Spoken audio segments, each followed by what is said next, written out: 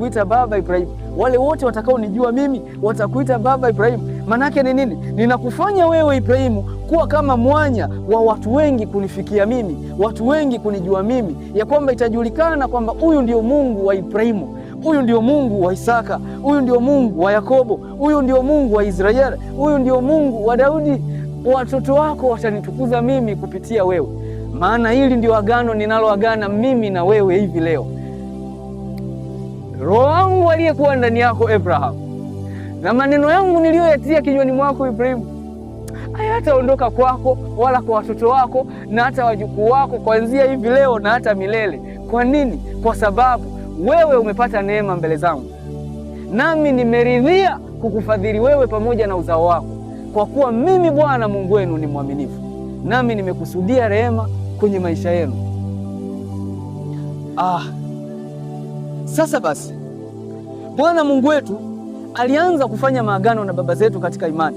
Kwanza alianza kufanya agano na Adamu. Ndio maana alipokuja duniani alijiita mwana wa Adamu.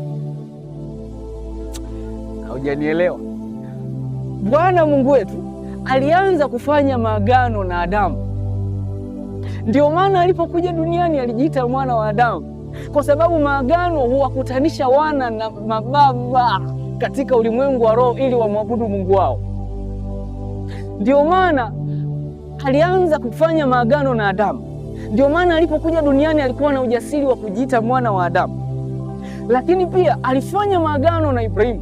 Ndio maana alikuwepo akitembea na kundi zima la Israeli, na alikuwepo akimjulisha Ibrahimu kwamba nitakuwa pamoja nawe kwa kupitia mtoto wake wa ahadi ambaye ni Isaka. Maisha yote ya Isaka, hata ile kutaka kutolewa sadaka, ile ni namna ambayo Mungu alikuwa tu akijifunua kwa Ibrahimu kwamba hivi ndivyo ambavyo mimi nitajitoa sadaka kwa ajili ya wengi. Agano la pili.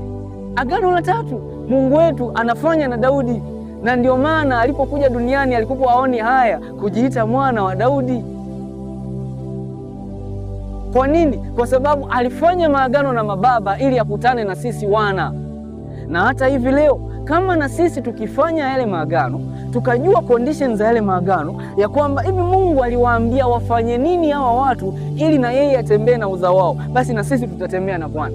Na ili ndio neno la Bwana Mungu wetu, ya kwamba ili tutembee na Bwana basi tukumbuke njia za baba zetu wale katika imani waliompendeza Mungu, kama hivi leo tunaowaona watumishi wa Mungu hao ambao wametufundisha na sisi tumepokea neema kutoka kwao, tumepokea ujumbe na habari njema kutoka kwao. Wametueleza habari za Mungu wetu, wametufundisha mapenzi ya Mungu, wametueleza yale yote yatupasayo ili